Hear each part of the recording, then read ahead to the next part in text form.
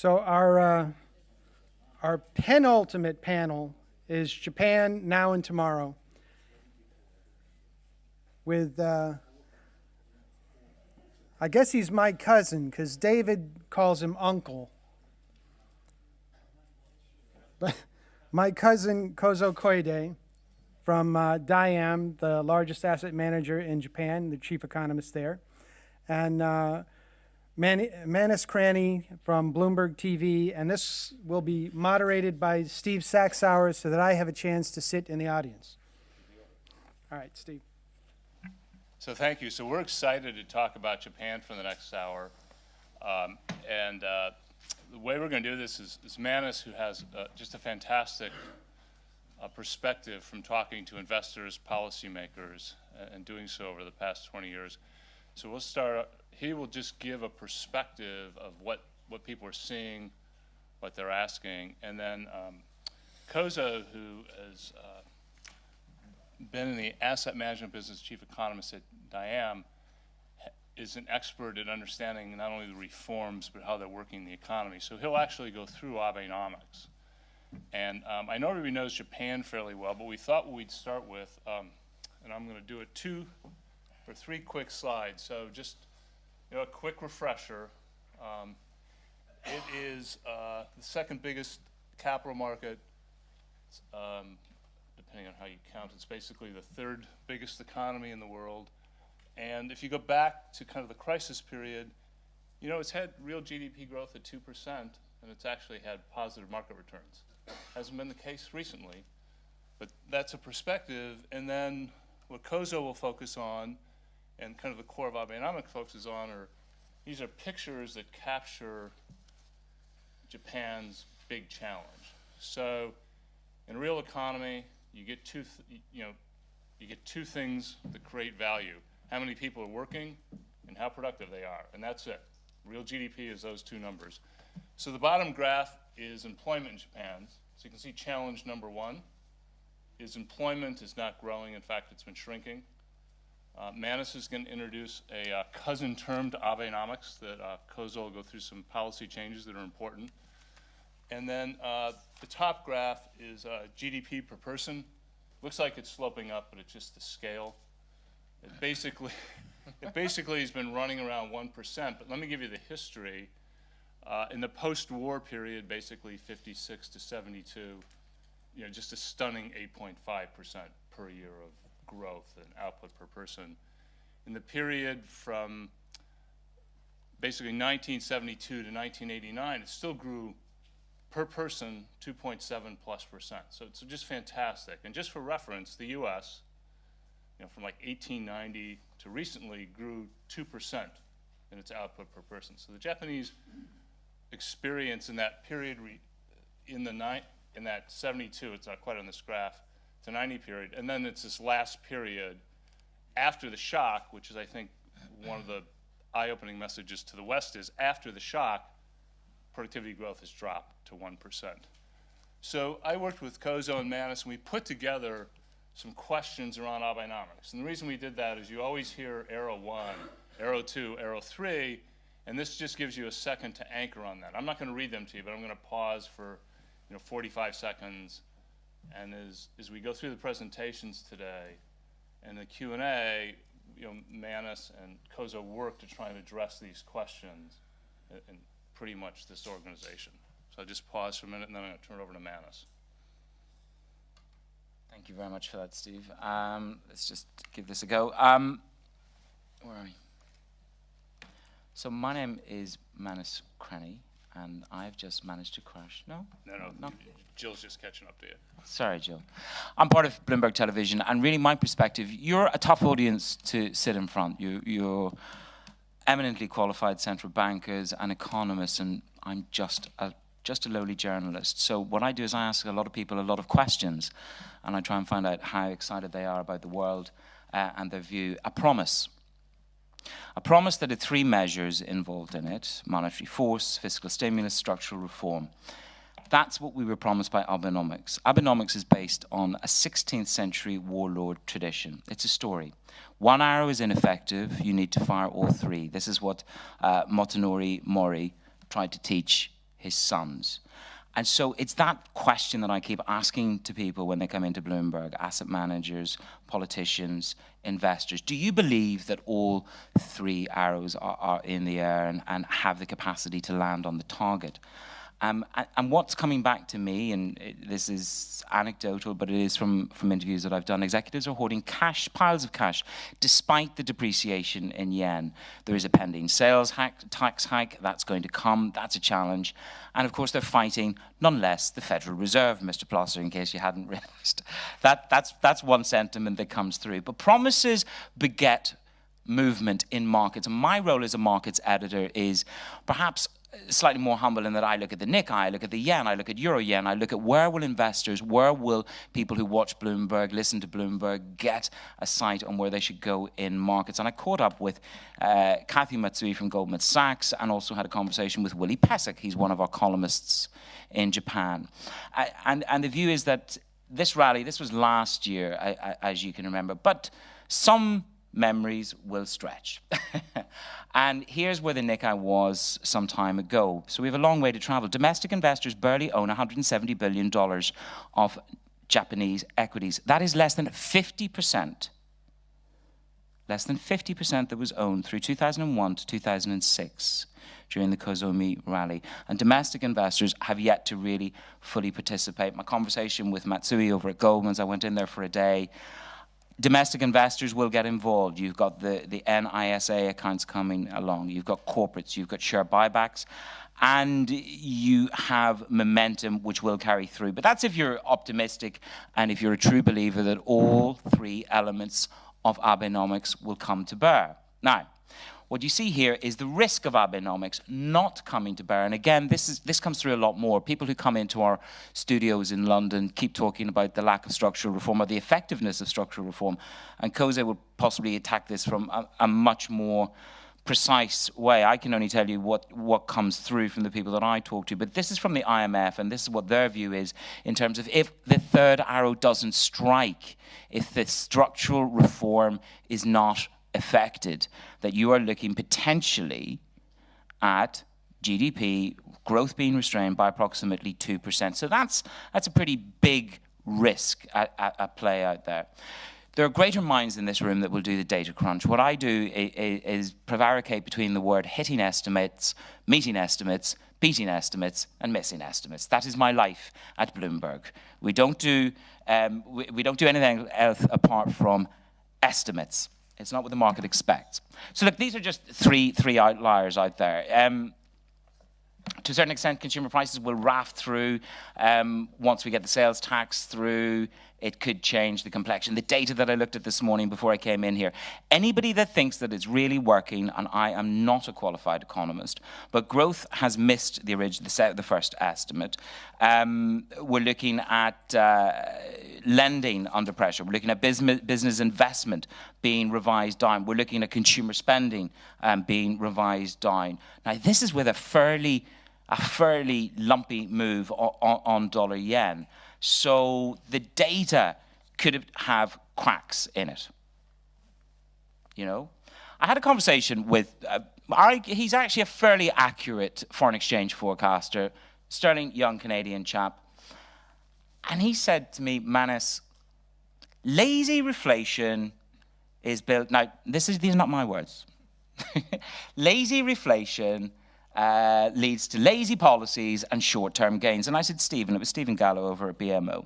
I said, what do you mean? And he said, what did you expect, he said, when you print this amount of money and when you attack the market in this manner? He said, the risk is that you get the short-term depreciation in yen. More of it will come, in his opinion, by the way. You get a very short-termist impact on equity markets. But without that structural reform, in terms of the employment market, it's going to be short-lived. 9 high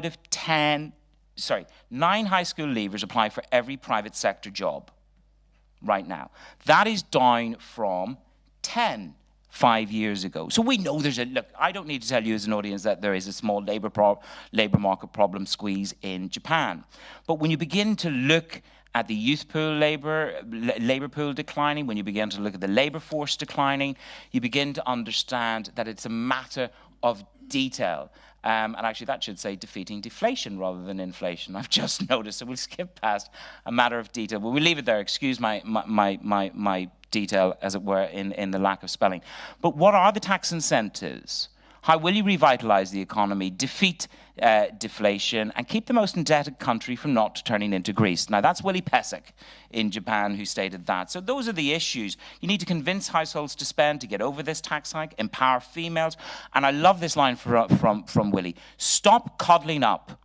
Stop cuddling up to dinosaurs in Japan and giving them a weak yen to hoard profits. So there are some pretty significant issues that guests tell me are out there. Now, this is not in homage to Axel Weber, I can tell you, that I'm using a UBS outlook.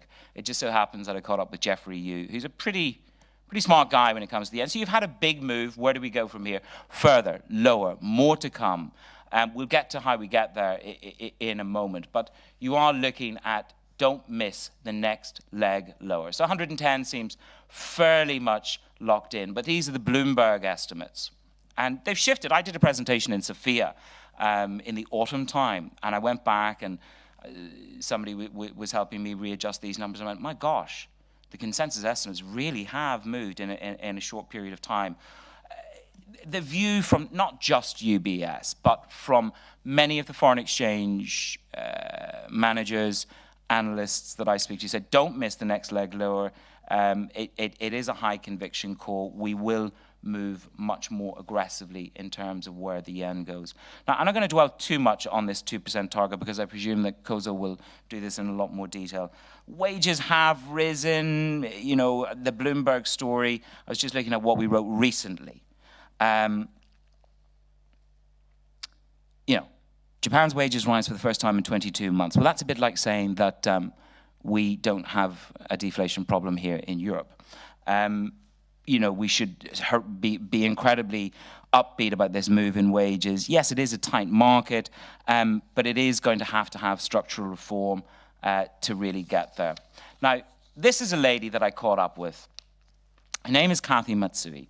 She is a chief strategist over at Goldman Sachs. A fascinating conversation about markets, and also we interviewed her at Bloomberg about womenomics. And womenomics, when I went back and listened to Kathy and listened to the interview that I did about markets, she was incredibly upbeat. I don't know whether that was Goldman Sachs just talking their book or a true belief. But when it comes to womenomics, I find this pretty incredible.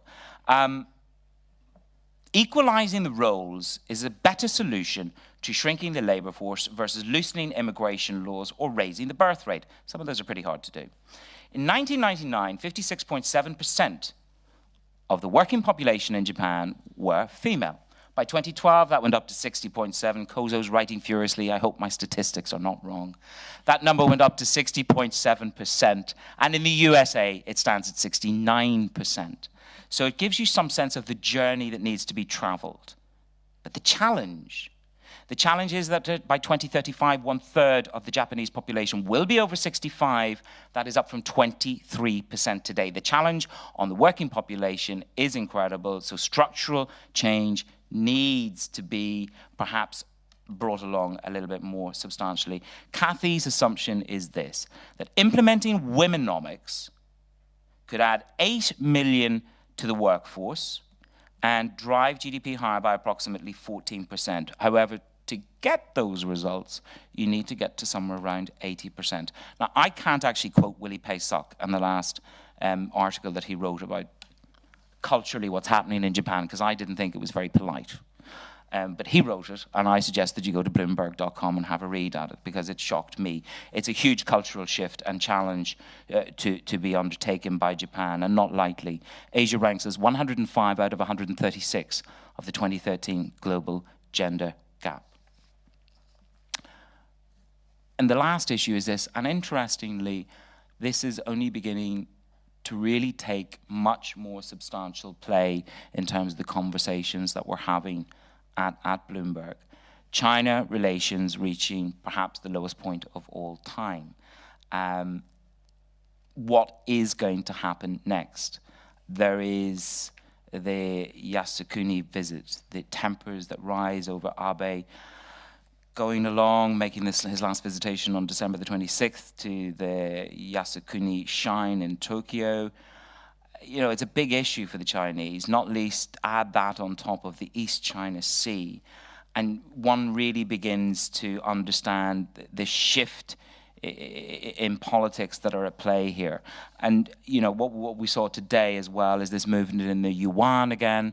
And I think that, you know, there's one conversation that I had before I came away, and the point that they were making to me about the yuan and the movement in the yuan was this could be one of the most aggressive instruments of the Chinese in terms of going head-to-head with Japan, because it's an instrument for growth, and that's the last thing really that Abenomics needs to challenge it, I suppose, at the margins of what happens in economics. So those are some of the points that come forward whenever I meet people, when I'm talking to them, and I have a funny feeling that this topic is probably going to take up an awful lot more of my time, perhaps than some of the other issues, because you know, Abenomics is there, it is 3 arrows, and they are all launched. It's just a question of when will they all land. Thank you. Thank you very much for inviting me. And today I would rather get into the detail of economic data released recently, and not to take much time upon the first arrow. I have already touched upon much in GIC conference in the last Jackson Hole meeting. So I just keep refraining from doing the same kind of talk. But before getting into my materials, let me introduce briefly my personal anecdotal episode. When I started economic research as a career in 1992, I was the most pessimistic person in Tokyo. The first I was introduced by the Asian Wall Street Journal. The nickname was strongest bear in Tokyo for years. But right now, maybe my position is one of the bullish side. And the point, what I would like to emphasize is this. In 1993, 1 year before the Japanese economy went into deflation, 2 years after the property bubble, 3 years after the equity market bubble, the consensus view as of May 1993 was 2.8%.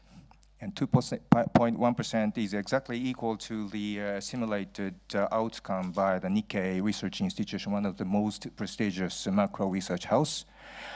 And my forecast was 0.6%, less than, more than 3 minus 3 sigma, but the real outcome was negative growth for the first time since the oil crisis.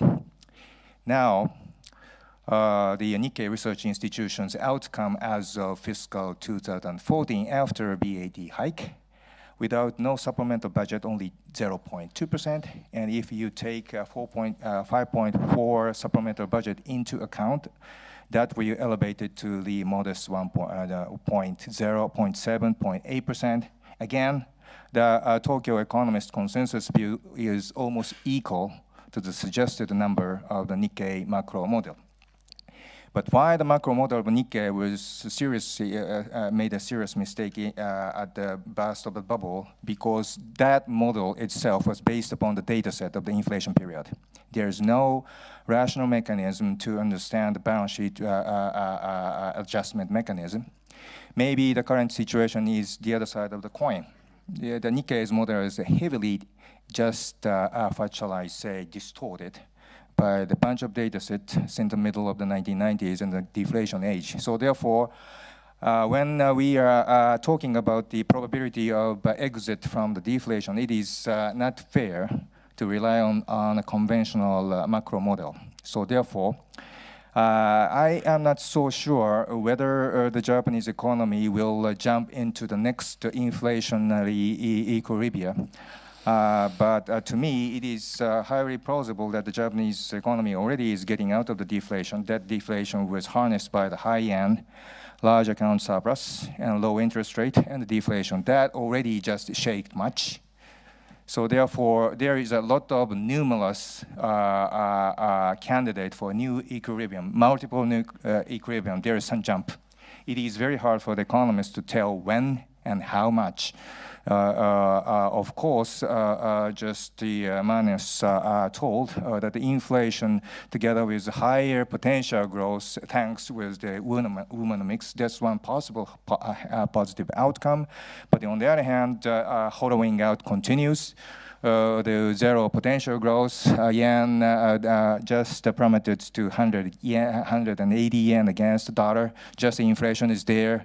Low growth country, that is the inflation, another inflation, new equilibrium. So therefore, we are now in a process of the exit from the deflation. So therefore, don't take much account, don't rely too much upon the conventional way how to analyze the economic.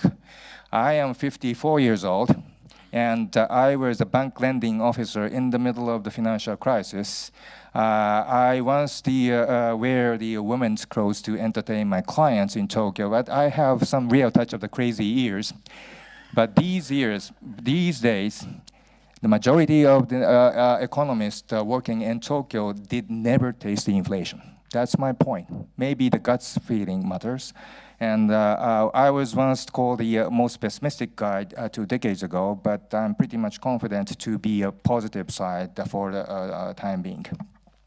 So this one? Yes. So 18 months have passed since the so-called Abenomics has launched. So therefore, it's a good time for us not to talk about the monetary side, but the real side, the real GDP growth. This GDP growth is based upon the first estimation. This morning, the second quick estimation was disclosed. And again, downward revised. The seasonal adjusted annual growth in the last 4 quarters of last year is only 0.8%. The first estimation, 1%. And the without no annualization only is 0.2%.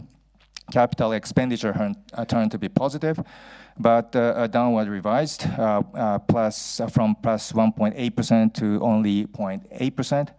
And consumption and residential investment was solid partly because of the front-loaded demand because of the tax hike. But among others, demand component, the net export and capital expenditure is extremely weak, more than expected weak.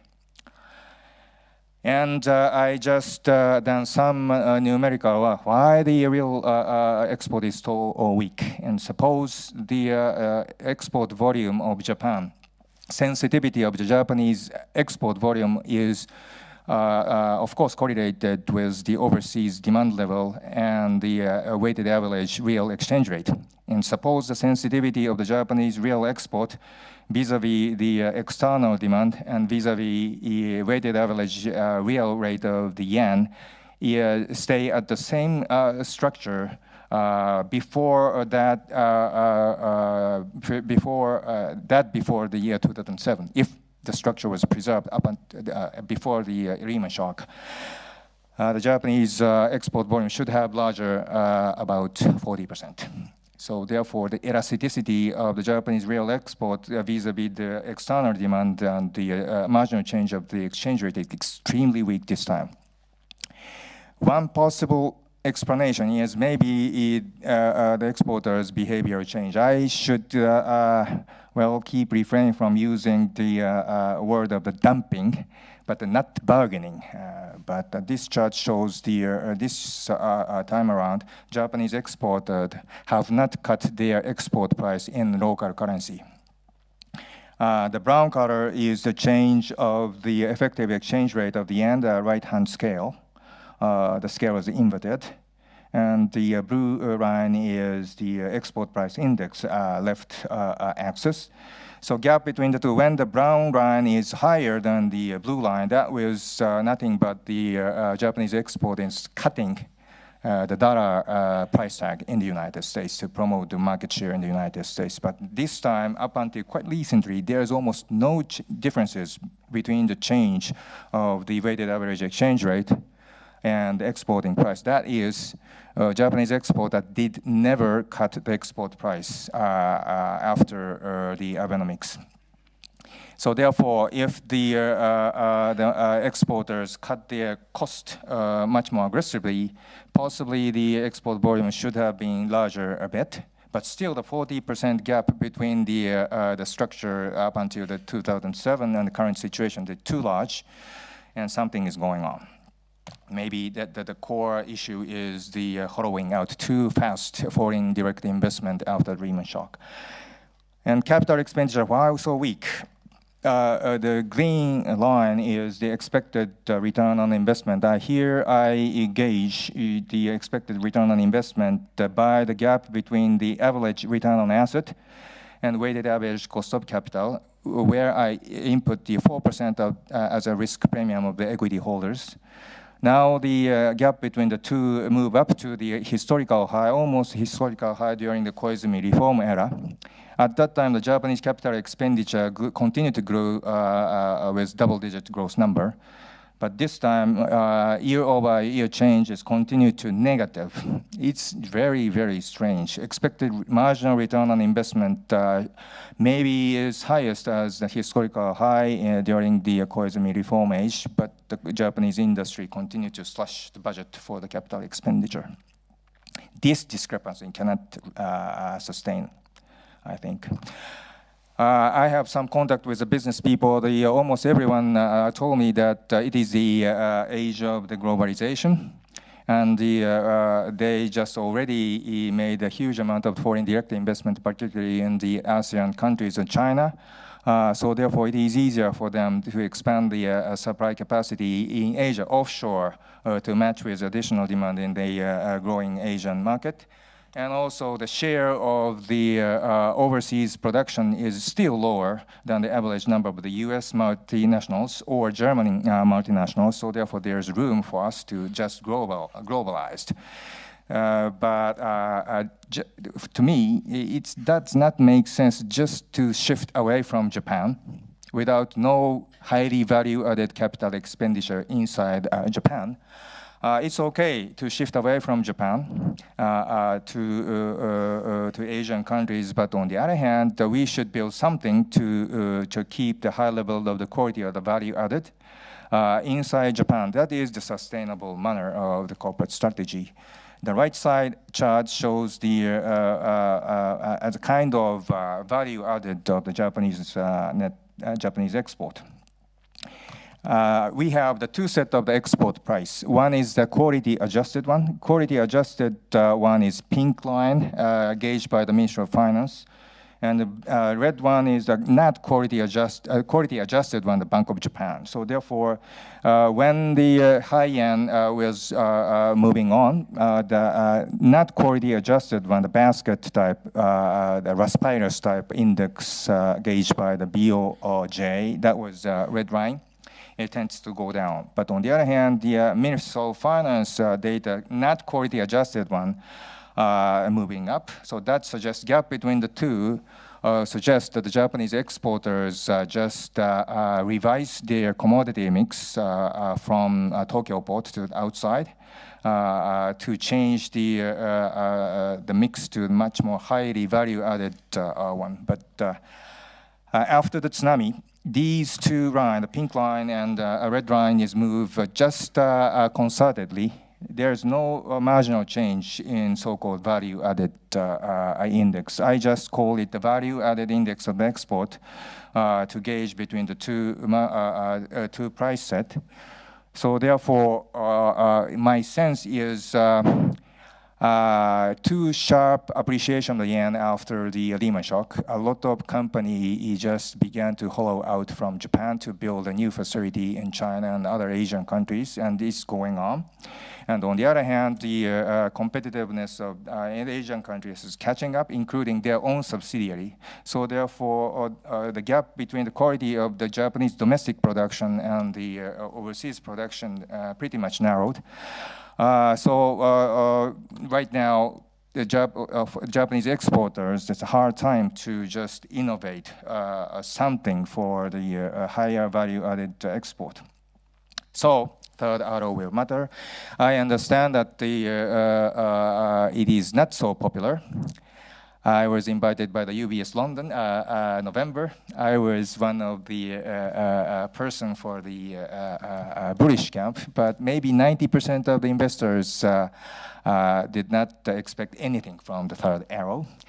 But if Japanese exporters had a serious trouble because too harsh competition inside the domestic market, and we should streamlining much more much aggressively, the new third arrows package provided the tax incentives for scrap and build on the capital stock. In January 20th, the Industrial Competitiveness Enhancement Law was enacted.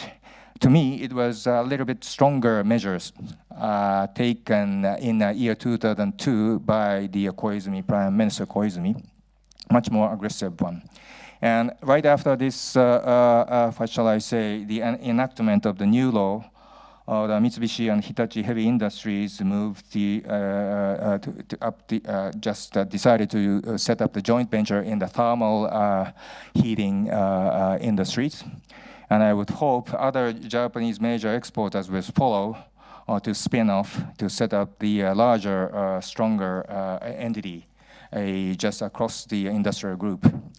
And second one is from this January 20th, the new tax incentives for the capital expenditure was enacted. Upfront 100% depreciation or 5% of a tax break. One of the reasons why up until recently, the shipment of a machine was so sluggish because a lot of companies possibly waited to this law. So therefore, as far as I have heard, from this January, the shipment of the capital goods in Japan was enacted measurably. And consumption is more solid than I expected. And this is the diffusion index of smaller non-manufacturing industry in my country. It is said that this diffusion index is strongly correlated with the condition of the personal consumption because the share of papa and mama shop is very high. And this diffusion index turned to be positive for the first time since September 1987. I started The Economist in March 1992, so therefore I never imagined that this index will get back to the positive territory again. But there's something to tell you about the personal consumption is becoming better. And the point is money illusion. The reason why I was so pessimistic about the personal consumption when we get into the deflation, because I put much emphasis on the nominal number of the wage, not the real number of the wage. When I was economist in 1993, on here, I was invited by one of the TV shows. There's 50 economists. I was the only person to warn about the deflation. There's no word of the deflation at that time. They called it price destruction, positively. Finally, a lot of cheap quality import is available for the Japanese consumer. Don't worry about that. Deflation is good for to just elevate the level of the purchasing power. But always the people's, consumers, the ordinary people's mindset was heavily affected by the nominal phenomena, not the real phenomena.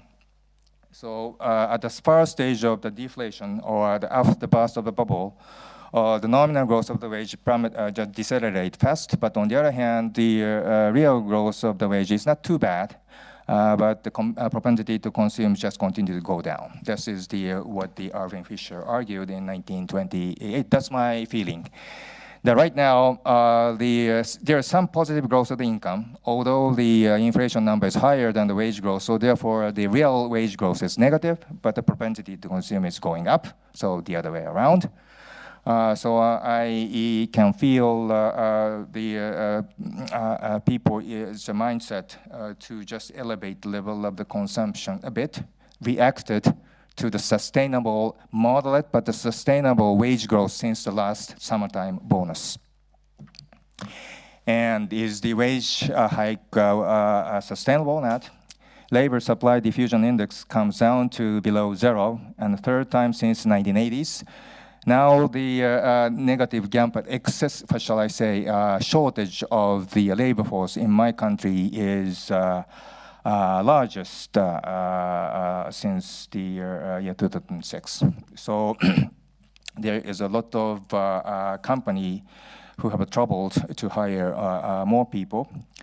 And the right chart is the relationship between the hourly earnings. Blue line is hourly earnings year-over-year growth. And the pink line is unemployment rate caused by so-called structural issues. I just applied the conventional average curve approach, or UV curve. So up until 2004, there is a very clear relationship between the two lines. R square is more than 0.9. But suddenly there's a slight deviation here. Yeah, 2006 and 2007, the hourly wage should have been much more. What happened? We changed the temporary staffing law in year 2004, and the manufacturers began to hire the temporary staff in the manufacturing side much more easily. So that is the leverage to push down the price. But again, now the current situation is in the labor market is tightened up very sharply. So therefore, without no political pressure from the Abe government upon the big business to raise the wage rate this spring, I would say don't worry about that. Wage has already begun to continue to rise continuously. And this time around, the Japanese company cannot take the easy way. One of the reasons why this deviation happened in the year 2006 and 2007 because China is extremely cheap countries. I just reclassified the CPI data, weighted average by the import from China. So therefore, that package is a kind of CPI index imported from China. In 1994, 1996, at the bottom, the deflation of the Chinese imported goods at 24% per annum. But right now, the 3-point inflation. Now the China is exporting the inflation to my country, so totally the situation different. The Steve says that I should hurry up, so therefore I just maybe skip. So inflation targeting. Right now headline inflation 1.3%. When I made a speech in Jackson Hole, that graph is here. So therefore, I was one of the bullish person regarding the inflation estimation. But still, the current level of the core inflation, headline inflation, higher, much higher than my forecast. And because the demand supply, I believe the demand supply gap is not too large as calculated by the Cabinet Office because there is something wrong with it. And one item I would like to accentuate, this is the composed number of the CPI inflation. Yellow one is the fuel.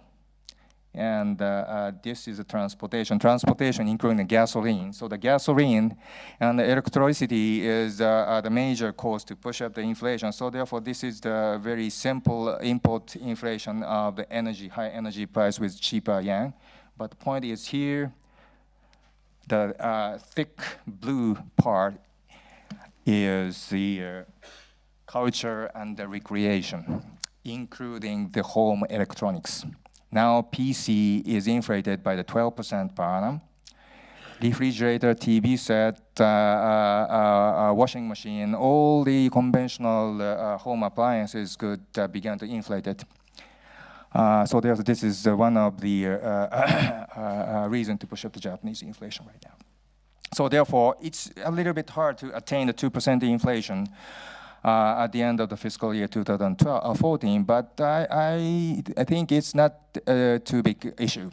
Even if the inflation is 1.0% or 1.5%, it's okay. As far as the inflation number it will be below the 2% target, the BOJ will continue or commit to the current quantitative easing that will help the economy to be liberated. The last message. Important point is this. Regardless of the effectiveness of the third arrow, finally, Japan has a negative real interest rate, both in the longer end also. So therefore, rebalancing the cash. Already the man has touched upon the cash.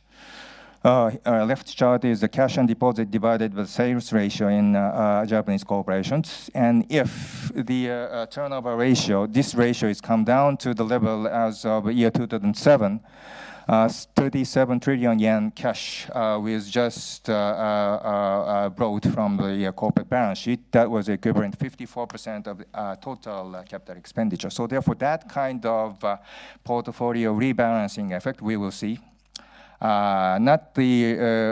There's no measurable speed up the credit expansion, but on the other hand, if inflation, moderate inflation is very accountable and people's mind change, these heavily exposure to cash and deposit, both in the corporate balance sheet and household balance sheet, should move. So therefore, that will change the Japanese economy. And for the time being, I would like to be continue to be a positive person about the Japanese economy, at least for the time being. Thank you very much. Thanks, Manus. Thanks, Kozo. So, Don. Just to follow up on that, there's a lot of attention that's being paid to stories about wage increases at Japanese companies. How much should we attach to those individual stories? Is it enough to see some big companies with wage increases, or do we need to see more than that? Well, from this fiscal year, there's a VAT hike, the 3%, but maybe at the end, maybe the 2% of effective push-up by the VAT tax hike. So therefore, if the expected wage hike is less than 2%, there's no real wage growth. So I just changed your question that is there any probability that we attain a 2% nominal wage growth this spring? I say maybe it's within a target. From 1.6 to 2% is plausible target for the estimation. Or of course, the most profitable industry right now is car manufacturing. Car manufacturing already announced that they just admitted 100% requirement from the union. About the electronics, there's diversified, not so good as the car manufacturing. But the point is, just you talk about the small businesses. But if you take a look at the business diffusion index surveyed by the BOJ, the condition of the small size or medium sized businesses is not too bad.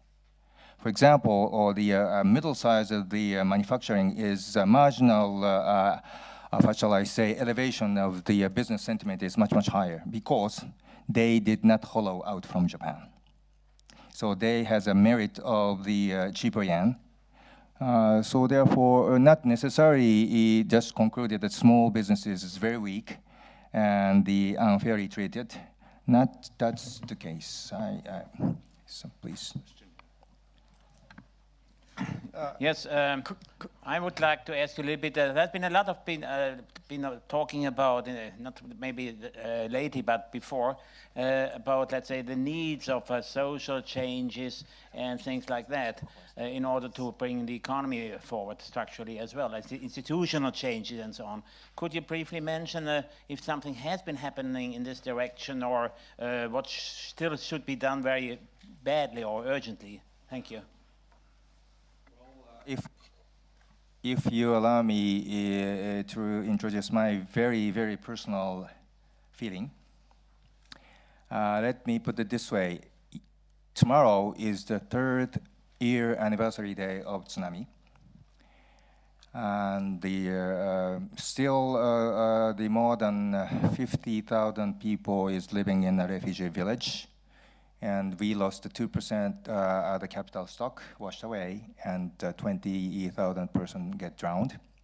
And we lost 30% of the energy supply in just one shot. But I just checked out, maybe my sense is this huge natural disaster will change our society or mindset of Japanese people. And I check out every detail of the huge earthquake way back to the 4th century. Just my personal study. It's not sounds not scientific, but that earthquake is the largest one since the 869. largest one in the last 1,200 years. And so exactly on 869, the same size of the earthquakes happened in almost same location. And 15 years later, the earthquake, Japanese government at that time suspended the periodic visit to China. And in high school, I learned that because the reason why the Japanese government terminated the periodic visit to government in China, because at that time the Chinese dynasty is was declining because of the very serious civil war. But to me, possible explanation is the Japanese mindset. There is a huge earthquake epidemic at the surrounding of the earthquake. Maybe the people's mindset is different. And maybe the frequent visitor to Japan, the Governor Christian Noyer, may know of it, but the Gion Festival, one of the most famous and beautiful festivals in Kyoto, originated at the same year. One of the reasons is the emperor at that time would like to calm down the dead soul. That changed the corporate behavior. So therefore, in a sense, it's good to foster the Japanese domestic own cultural beauty for about 3 decades. But on the other hand, we close the door with outside. And another huge earthquake, I'm sorry, huge earthquake we have in 1855. And that killed more than 10,000 people in Tokyo. Formerly, we called it Edo. 10,000 is more than 1% of the population at the time. A very serious disaster in the capital city. But 3 years after that, we opened the door. We signed up the peace and the trade treaty with the United States. And at that time, the popular punchline in ordinary people is yonaoshi. Yonaoshi means the social reform. We should need social reform. So therefore, either way, either Japan just decided to shrink, and maybe it's a good idea to just accommodate with a lower growth, or to open the door to elevate the contestability, level the contestability to compete again in the world, either way. But at least when the Shinzo Abe as a prime minister elected, his popular sentence was Japan is back. And the Japan is back was supported at least in the general election. So far, I would say that the Japanese society as a whole took the choice to open the door to compete, to become much more competitive again in an international business field. Thank you. So we had a question here. Before we take that question, I was going to add something that I accidentally pushed Kozo to skip over. It goes to Manus's term that I had not heard till today called womanomics. So labor force participation is 9 points by women in Japan is about 9 points below the U.S. and roughly, depending on whose measure, 12 or 13 points behind South Korea. So if you look at the potential for the growth in the labor force and the growth in output from one basic structural change, it's enormous. And one of the stories Kozo shared with me is that one of the reforms in Arrow 3 is to create 200,000 units of childcare. Yes. And that's basically 33 basis points of labor force growth if it's a 1-for-1. So I think those kind of structural changes are very powerful when they increase labor force, and that's, I think, a good example. Please. Kozo, one of the keys to improving Japanese productivity performance is improving productivity performance in the service sector. What are the keys to achieving that, and has the government initiated any reforms to facilitate it? Well, it's a difficult question, but to begin with, if I put it this way, maybe there is no conversation with John, but of course you visited Tokyo, but is there any same quality service in Tokyo? And for example, the woman or girl to serving the Starbucks coffee in a Tokyo building is much more friendly. than in New York. It's their same service, quality service. So therefore, sometimes it's unfair that the Japanese service is very unproductive, maybe. So one of the reasons why the Japan just succeeded to host the next Olympic Games, that they appeal the quality of the service. So therefore, having said that, still the large number of the service sector is heavily regulated. So there is much thing to do for the government side. The other day, I have a breakfast meeting with one of the top level of the leading parties person. And he said the business who just seeking the rent means a rent seeker, who was girded by the regulation, they as a group just requested to the government not to deregulate. This is almost always the political game. But one of the reasons everyone is grumbling about the labor, too strict labor management rule, possibly the Boeing Japan has the same kind of issue in Tokyo. But I would say our constitution have the very special clause to guarantee to work is the basic human right. Originally, that was written by the U.S. occupation force right after World War II. So we just piled up a bunch of legal precedent to gird the workers' right. But within that kind of legislative restraint, I would say that this government make a major step ahead to regulate the market. The problem is the regular worker is too much girded, and the temp staff is too a miserable situation. There should be some in-between style. So therefore, right now, if my company asks the staffing company to deploy the person, and if the 3 years passed, we should primarily we should hire that guy as regular staff. So therefore, I just push her back. When she worked 2 years and 10 months or something like that. The new law is, if passed the current diet, maybe the large staffing service employ that woman as a regular worker inside the temp staff. That's some beginning. And also in March, the government will determine the location, geographical location of so-called the strategic national area. Without no doubt, Tokyo is picked up as the special area, and within the area, the regulation of labor will be heavily deregulated. I hope so. There is clear white collar exemption. We have no white collar exemption now, but in a special area maybe.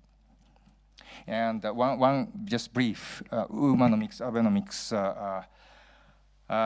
Kathy is a big fan of the Womanomics, and I just found out a very fascinating research note issued by the OECD, possibly that was 2001. They just comprehensively surveyed the background of the women's participation in each OECD countries. And they concluded that the Japanese effective fertility rate, which currently is around 1.3, can be elevated to 2. Threshold 2, if appropriate policy will be taken. And OECD concluded that 2/3 of the impediment was a shortage of nursery daycare station, and 1/3 the high level of the educational costs. So therefore, without no doubt, shortage of the daycare center is the problem. So Abe government declares that we should wipe out the waiting queue by 200,000 additional capacity within 2016. One example we have, the Yokohama city next to the Tokyo. 2 years ago, one of the middle-aged women was elected the new mayor. And she just wiped out the longest queue waiting for the nursery care station in Yokohama city, just in 1 second. She did two things. One is that she just tripled the public servant staff to just develop the relationship between the private company to get into the Yokohama territory to open the new facility. And second is she just eliminate the discrimination of the subsidy between the public one and the private one. And that we erased more than 3,000 waiting queue for the public nursery care station. So therefore, we should do something. And still, the Japan is notorious country for this kind of discrimination. Out of the 31 OECD member states, the last year's women's labor participation rate is 18 still. So there is some large room if we think about some fair treatment for the well-educated woman. So I have a moderator's question for Manus. And you can say this is your own answer or your impression from your conversation. So you had the term lazy policy on one of your slides. So if we look backwards for a minute, so we've had 23 years since the financial crisis, 17 prime ministers, and basically nominal GDP growth of 25 basis points. We've had tax revenues go down. They keep getting lower cyclically, and expenditures going up. Debt to GDP has gone from 68% to like 240%. Yeah. So here's the question. Right. Do you think going forward, the people believe that it will be different this time, that there is a true change? Let me turn the tape recorder on, hold on. Yeah. All right. Hi, Mike. Look, I think everybody that we interview, with all of the radical policies that have been put through since the crisis began, I think a lot of people who come across our doors at Bloomberg hope that the 3 arrows will work and that the third arrow and the structural reform will be effective. I think it's hope over actuality. It is my own personal interpretation. It's not a Bloomberg opinion. And I think that's it. But I mean, hope begets opportunity and opportunity begets change. And if you get change and you get a mind shift, mind shifts can lead to a change in economics. Well, I think that's a great place to end this panel because that's what Kozo has been telling me for 6 months, that there's been a shift and we in the West should pay attention to the shift. And it's hard to see, but it's happening. So thank you.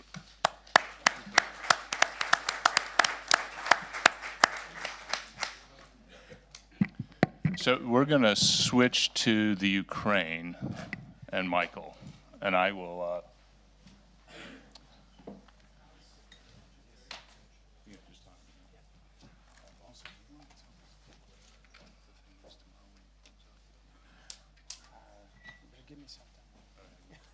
So we get to switch gears here, and I'm going to introduce Michael for a moment, for those of you who don't know him well, and the Ukraine. So Michael started as an economist doing economics, and then he moved to Memphis, Tennessee to work for McVean Trading, which is the biggest firm for trading cattle. And because of that, they're also intimately involved in the grain markets. And literally, when I'm trying to figure out what's happening with commodity markets, I'll call Michael and I have to ask him, okay, do you have 15 or 20 minutes? And he'll say yes, and he will fill all of those with helpful information. So that's what we did when Ukraine came on the news as an important subject. And I just want to do a bit of geography for people, because sometimes we forget about this ribbon of earth that is fertile, and it's not a very wide ribbon at all in the northern hemisphere, and it's almost non-existent in the southern hemisphere. So if I just want you to kind of think of where you're at now in the fertile plains of France, and those plains continue through Germany, they hit the breadbasket in the Ukraine, and then you don't get fertility in the earth until you hit about the state of Iowa in the United States. And you get Iowa, Illinois, Indiana, and then it gets patchy again, and then we're back to the fertile plains of France. So besides a political importance, in terms of grains, Ukraine is a big deal. When I go to South America, all the continents shift up towards the equator, so that ribbon really gets thin, and it's basically some of Argentina and Brazil. So with that, I'm going to turn over to Michael, and he's going to talk to us about what is going on in Ukraine. This is a briefing, and the key word in briefing is brief. I can sound really intelligent on any topic for 15 minutes. So I won't go 16.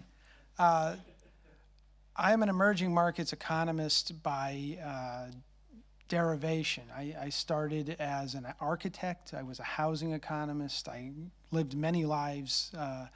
Basically, I ended up at an agricultural commodities trading firm in 1992. And as part of that, I've become an expert in very obscure areas very quickly when they all of a sudden become important. So like, I'm one of the world's leading experts on mad cow because there are no others. And, but it was really important to my firm, so that's what happened. And I've become an expert on the Ukraine in about the last 6 weeks because that's when it started showing up in the grain markets and affecting them, and all of a sudden we wanted to know everything that we could know. So I've spent a lot of time basically talking to people who have lived their lives in that region and know a lot more than I do. So I'm just encapsulating, and I will brain dump for you quickly, and then we can ask some questions and get some interaction. I wish that I had a chart, my first chart. Where do I point? There we go. This is just a picture of the Ukraine. I wish I had a topographical map of Europe, because the key thing to understand about the Ukraine is that the Ukraine, Belarus, and Russia are basically the same country. And the way that you know that they're basically the same country is that when they started the UN, they gave the Ukraine, Belarus, and Russia, the Soviet Union, all seats, because that's what it took to get the Soviet Union to agree to the United Nations. They didn't give one to Kazakhstan or Tajikistan or somebody else because the Soviets didn't trust anybody else not to be their puppet in the United Nations. So if we look at the Ukraine, you'll see this is just a population density map, and you'll see that most of the people live in the western region, mostly up against the Russian border, and then some up against the Polish border. This is the percentage of the vote, the percentage of people who claim that they are native Russian speakers. Now, everyone in the Ukraine speaks Russian. Not everyone in the Ukraine speaks Ukrainian. And that's because, they've been dominated by the Soviets for so long that you pretty much have to speak Russian, and that's what's taught in school. But as you can see, everything to the east of that red line, or black line here, is basically more likely to be pro-Russian, and that is in fact where the elections fell. Yanukovych was elected president twice, both times illegally, both times kicked out, basically because he could get a heavy enough Russian vote in each of the provinces that he won by more than 62%. And some of them, like Donetsk, he won by over 90%, and Crimea he won by over 90%. And so even though the country's population is split about evenly east-west, there's a much heavier Russian concentration in the east that can win voting blocks sometimes. And then also, that's where the income is. The Ukrainian economy is the third largest exporter of corn in the world. They export about $17 billion a year. That's about 10% of GDP. They're the sixth largest wheat exporter. And then most of the rest of the economy that's exportable or valuable is extractive, it's mining, and that would be in the Donetsk area. That would be right up against it's coal mining, would be right up against the Russian border. So the reason that my company got interested is because this is what happened to corn prices. They were going down, down, down, until you started getting the shakiness in the Ukraine, and since then, corn prices have gone straight up. The same with soybean prices.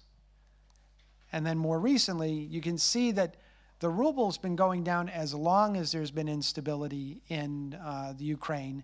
And prior to this, the ruble traded in a range of 30 to 31 rubles to the dollar for a very long time. And now it's broken down. And then more recently, it's been the Russian stock market that broke down by over 15%. So why are all these things important? Well, this is how revolutions work. Revolutions are really easy to start. We've started a lot of them all around the world. The question is, how do they end? And that's really what my markets are concerned with, and I think what a lot of people around the world are concerned with. I'd love to say that I'm sitting here because I'm worried about the Ukrainian people, but that's not really what I do as a job. My job is to figure out the is of the environment and where it's likely to come down on one side or the other. So first, just going back quickly, just looking at the geography. One more. Point it that way. There we go. So the Crimea is down there at the bottom. And the Crimea is what the Russians have taken. That is their naval base, their only warm water port. The chances that the Russians will let that warm water port go are about the same as the United States letting the Panama Canal go. Oh, wait a minute, we let the Panama Canal go. We let them have an independent vote. We let them decide that they would have their own government. But if somebody else was to try to take the Panama Canal and control it, there would be American troops in there immediately. Oh, wait a minute, there are 25,000 American troops in the Panama Canal zone, just as there are 25,000 Russian troops in Sevastopol. So most people would agree. In fact, I heard ex-Defense Minister Gates this morning arguing that Crimea is gone because the Russians are never going to let it go. It was actually a gift from Nikita Khrushchev when he got drunk. He used to be the leader of the Communist Party in the Ukraine. His mother's Ukrainian. And in 1954, he gave it to the Ukraine, kind of in the same way that they gave them a vote in the UN, because it showed how strongly related those countries were. So now the question is, what happens to the remainder of the Ukraine? Well, one thing that you should keep in mind is that the population, including Crimea, is almost 50-50, and that most of the votes recently have been just about 50-50. Yulia Tymoshenko won with a 54% vote. Yanukovych, when he won before they took it away from him, won with a 52% vote. So if you take the 2.4 million people who live in the Crimea and in Sevastopol and you make them Russian, then the rest of the Ukraine will vote democratically to be Ukrainian. So it's actually not a bad strategy. I don't know that that's the one that they'll take, but that's the simple reality of the math.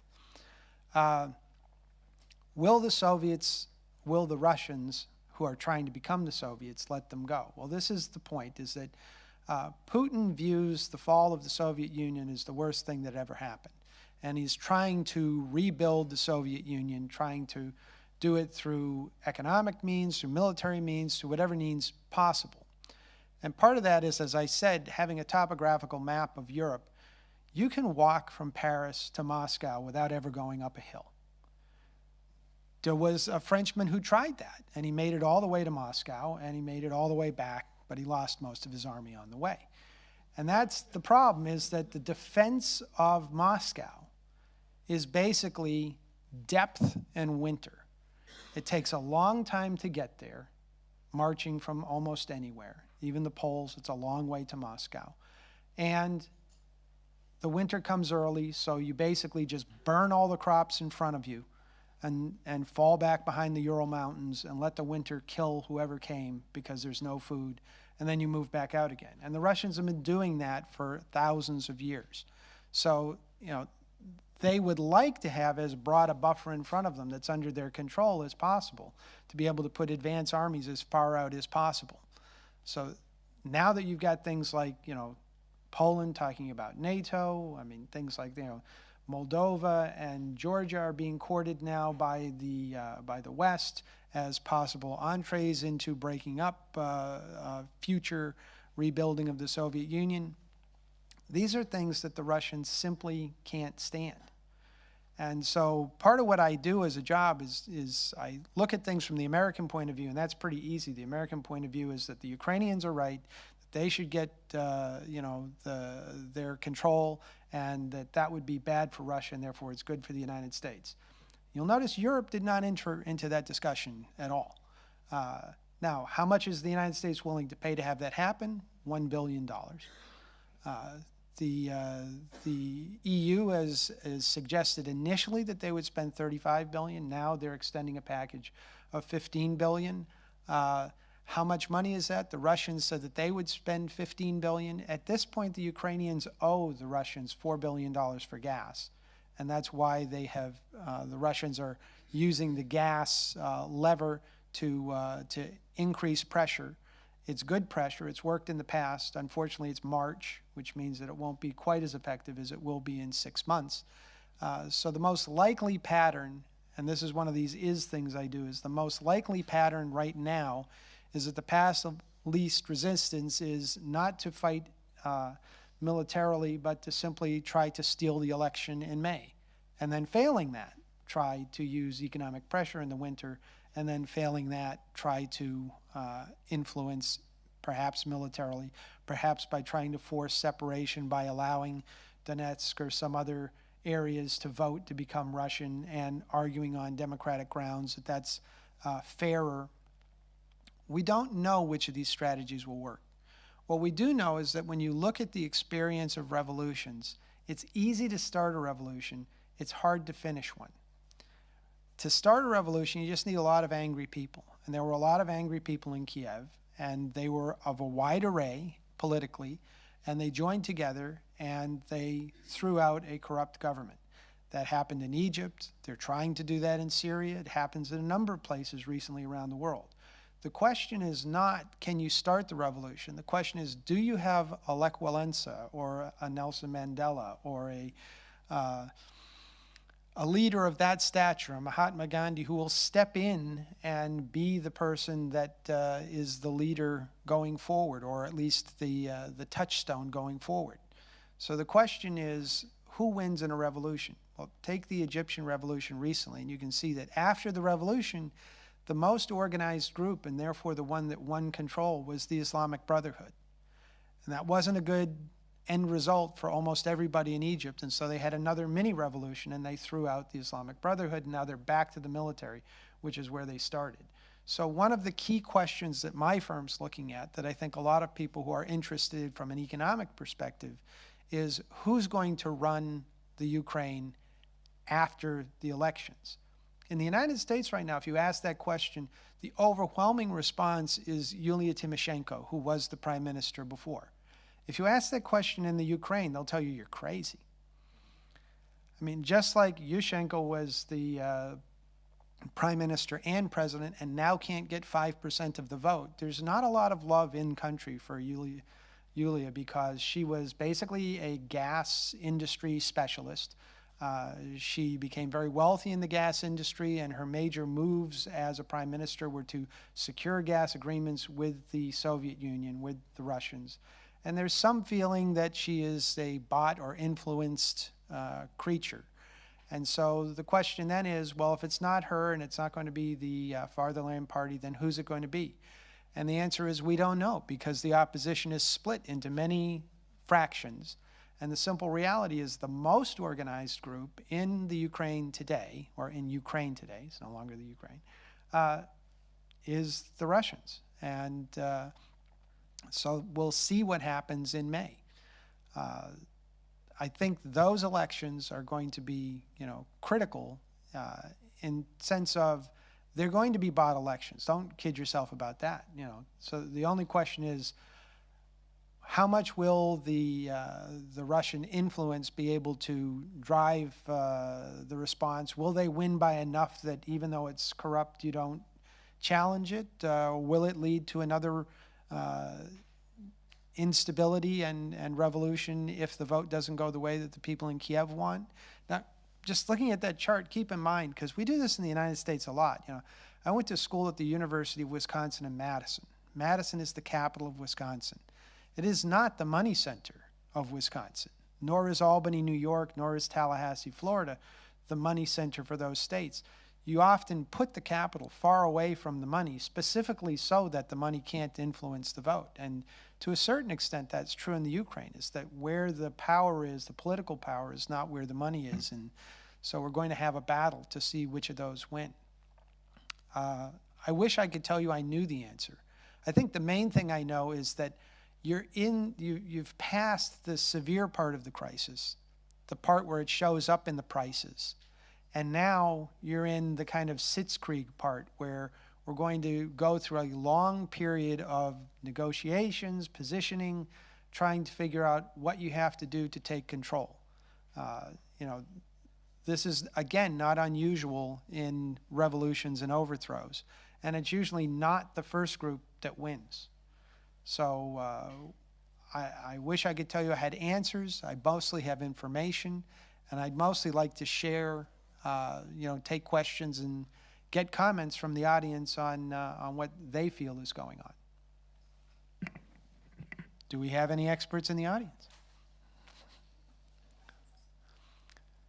Stunned silence is often the... Well, I'll ask a question. One portion of South, Khrushchev just didn't give Crimea, I don't believe, but other portions of what's now South Ukraine. Can you kind of point out what that section was, or am I wrong? Well, no, he gave, on this particular map, is this the, no, it's the wrong button. On this particular map, this is Sevastopol. That's where the naval fleet is. That's a population of about 400,000 people. The Crimea is this larger region, which is generally accessed from Russia through this peninsula. There are bridges here, but the total connection is about 4 kilometers long. And so that area has traditionally been an island attached to the Soviet Union or Russia, rather than associated with the Ukraine. So South Ukraine there was not part of what was gifted by Khrushchev? No, although it is very pro-Russian. Now, the grain-growing areas are... no. The grain-growing areas are in the south, just north of Odessa and Mykolaiv, which are the two main ports into the Black Sea. Timo. I'd like to share information about a discussion in a Chatham House Rule conference organized by Bank of Finland last September. It was a conference on Ukraine. And some of the leading experts of Russia and Eastern Europe, they were telling that EU should not touch Ukraine by any price because of the corruption and the bad governance. Only part which can bring the discipline to the country is Russia. So we should leave Ukraine to Russia and not take it in the hand of EU. Now it looks that the logic of happenings is bringing us exactly to the outcome or the situation which this expert advised not to enter. Well, and when you look at the numbers on that, I mean, the Russians initially offered a $15 billion package to bail out the Ukraine and basically keep them a debt slave to Russia, where they owe more for the gas and they keep lending them the money to pay for the gas and to pay for other things. But most of the indebtedness, most of the perennial trade deficit of the Ukraine is with Russia. So, for instance, in the United States today, we have promised a $1 billion loan guarantee. And all of that will go to pay the higher price for gas that Putin's government is now demanding of the Ukraine since they have switched their allegiances. So, I mean, the United States, I think if you explained carefully to the average American that all of the money that we lend to the Ukraine will go to Putin, I don't think that they would do that. But that's not the current narrative. But I think it is why you've gone from a $35 billion discussion to a $15 billion discussion in the EU. And part of that is because if there is a partitioning of the Ukraine, and you've got a $35 billion loan out, you have zero chance of collecting because the money's mostly in the Russian sector, not in the Eastern sector. Hubert? I don't know whether, I'll put it the other way. I have heard a lot about, in some comments on about a kind of plan the old Soviet Union together in an economic union in a way, one way or another, something like EU or Eurasia or something like that. Of course, Ukraine is could be or should be a major player in that context if it's come. At least I think Putin has that vision in one way or another. So it's a big country, you know, so in that part of the world, and I think that this is a plan. But my point is, I don't know if you have any opinion on that, but we have also another country with not so many people living there, but also kind of, let's say, politically maybe stable, but not very democratic country a little bit to the west, you know. I'm talking about Belarus, you know, and the bad thing I think Putin wants to have is, let's say, unstable or let's say moving and nervous in surroundings, you know, and that wouldn't fit his plan. Do you think that something like that could be in the cards at some point? Yeah, well, wants to establish something like that, kind of economic union, trade union, whatever it could be. You know? well, Putin is trying to establish a common customs union. Kazakhstan is already in, Belarus is already in, Azerbaijan is already in. So you know, the Ukraine was a big part of that, and that was part of the negotiations with Yanukovych.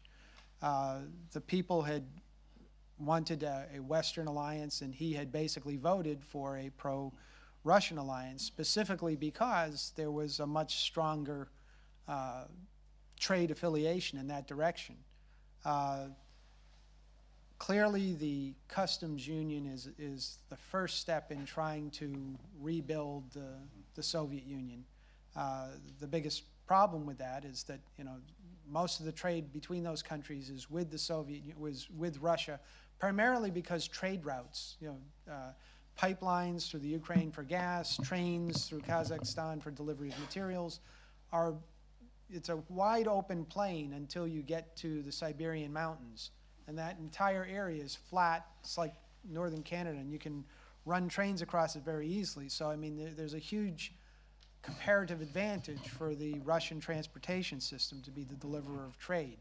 And if that's who you're going to be dependent on, then you have to be in their customs union, or at least that's what they are trying to influence people. The further away you get, so like Georgia, which is, you know, on the in between the Caspian and the Black Sea below,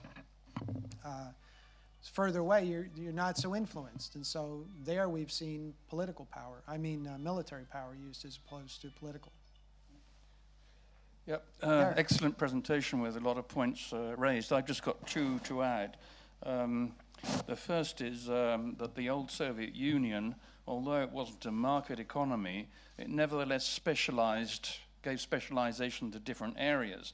And in your darker part on the map here, there is a lot of Russians' defense industry. Yes, there is. So, I mean, that they cannot let that go away any more than they can let the Sebastopol and the Crimea be taken away to lack of access for the fleet. So that's one point. The second point is that to the right is Kazakhstan. And when we talk about gas and Ukraine, we're talking about transit of pipeline gas from Kazakhstan to Central and Western Europe. And the negotiations in the past, usually every 2 years or so, have been on the price of transit and the price that the Ukrainians are going to be paying for their gas. And it's been touch and go whether there hasn't been cut-offs, and the Russians have always promised that there will never be any shortage of gas, notably to Germany and so on. But one of the things where Russians are increasing their stranglehold on Ukraine is that there has been the construction of a new pipeline, Nord Pipe, which goes through the Baltic and circumvents Ukraine, so that Russians, if they want to, they can say, all right, well, you're not going to have any more income coming in from the transit. So they've got them even on a tighter stranglehold than they had in the past. And as I said this morning, to release that stranglehold, we have to try and get at Russian exports to Europe and with perhaps the United States coming in with exporting its gas and oil. So that's the two comments I would add to all that you said, which was very nice indeed. In fact, that stranglehold is so complete that Kazakhstan is negotiating to build a $22 billion land bridge across the Caspian to Azerbaijan, through Armenia, through Turkey, to get their gas out without having to be subject to the Russian edict. John? Yeah, I think that while the focus is now on Ukraine, depending on how this plays out, in the medium term, a big issue is going to be Russia and what this is going to do to Russia's relationships with the West in general, because Europe has already taken many steps to decrease its dependence on Russian gas. I think it's going to be a long time before you're going to see a lot of FDI flowing into Russia.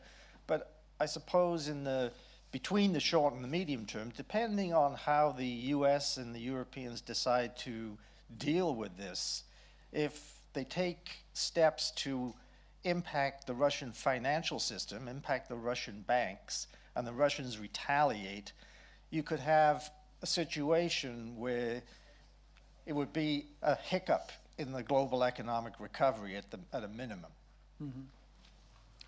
Are there any other questions before I'm gonna go completely off campus? So.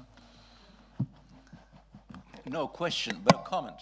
So it disturbed me somewhat that the discussion here about Ukraine, and this is not only here, but in general about Ukraine, it doesn't take into account one very important change in economic reality related to Russia.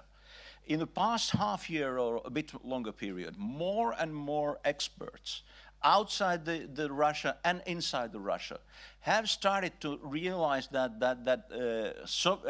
Russia is on the way to the new era of stagnation.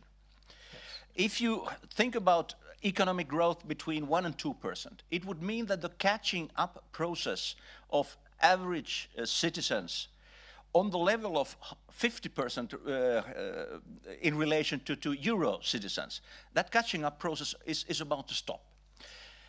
I could easily think about a Czech player who changes his plans about Eurasian, in a way, this union, tries to take the strategic part, Crimea, leaves Ukraine to Europe to worry about that, and after that, when he is able to create a situation where he gets sanctions, blame the West for the period of stagnation. I don't know whether it makes any sense, this kind of, but to think about Russian tradition and this kind of Czech place, So it could be. Part of the question is, why is Putin doing what he's doing? And I talked to a friend of mine who's an expert in the region, and I was on a conference call with folks from BCA, the bank credit analyst out of Montreal, who have some people in the area. And one of the things they pointed out, it's very important to, I'm an American, I get everything through an American press filter, which is pretty bad. I mean, you really have to read a lot of European papers, Canadian papers to get real information these days in the United States. So one of the issues is Putin is trying to establish this customs unions, trying to reestablish the Soviet Union. And he's doing that through a strongman approach and a protection of other strongmen approach. So now one of his strongmen, Yanukovych, is kicked out summarily. And he's the guy who's got his defense, as Derek points out, and he's got his fleet, as we all understand. What was he supposed to do? I mean, if he didn't do something to protect his strong man, it would be perceived as weakness, and there would be a perception among the other strong men that he wasn't going to defend them, and his custom union would break apart. This is partially why the Russians are so deeply endowed in Syria right now, which they know is unwinnable, but they have to protect the concept that they are a defender to the hilt. Otherwise, you get the Ukraine, you get other incidents. So I'm not saying it's for good reasons, but I'm saying from his point of view, it's something that he had to do. So now I'll go completely off campus.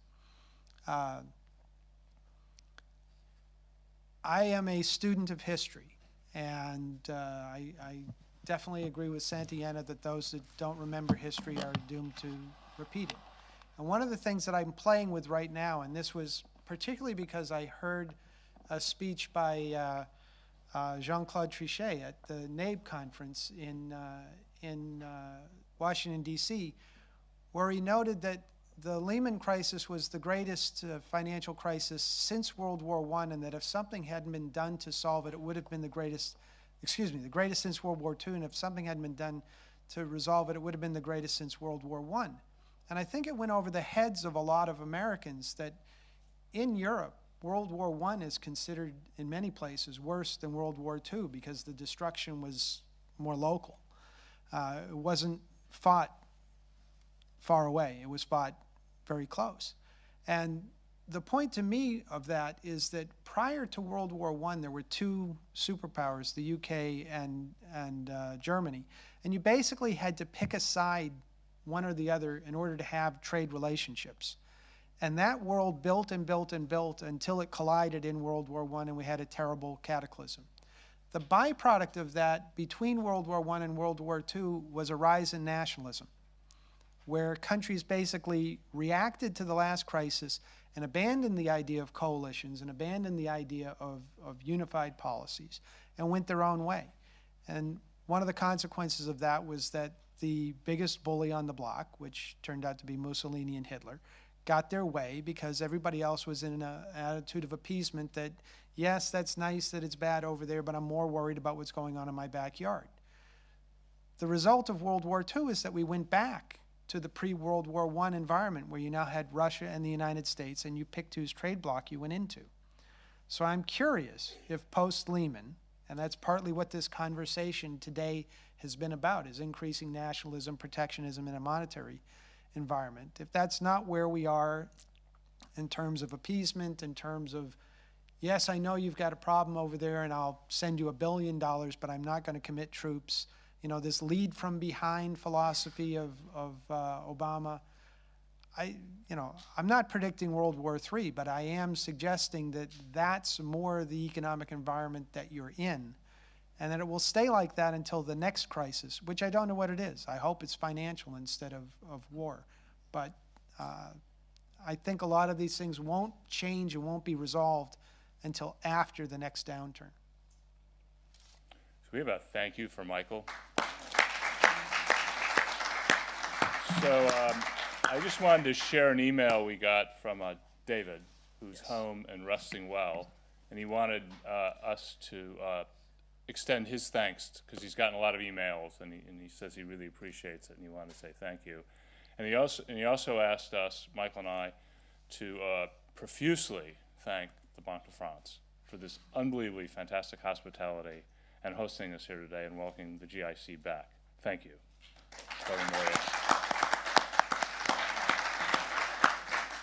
And I echo the thanks to the Banque de France, but I will also point out that David said, get a face mask going home on the plane because he thinks he's got the flu, and that's what's wrong with him, and he thinks he caught it on the plane coming. So, flu's pretty bad this year. I fly about 150,000 miles a year, and I don't get sick anymore because I'm like someone who works at a hospital or teaches young children. You get sick as a dog for 2 years, and then you're never sick again a day in your life. I got sick earlier this year because there's some really nasty flus coming out of Asia these days. And so if you're flying, take precautions. For those of you coming tomorrow, we'll have the round table. It's at the restaurant, I believe it's pronounced Flotes. And it is in the same block with the Westin right there on the Rue de Tivoli, just in a half a block. It's a block north of the Westin, and there should be a map in your packet. So for those of you joining us, we're looking forward to it, and everybody have a great evening. Thank you again.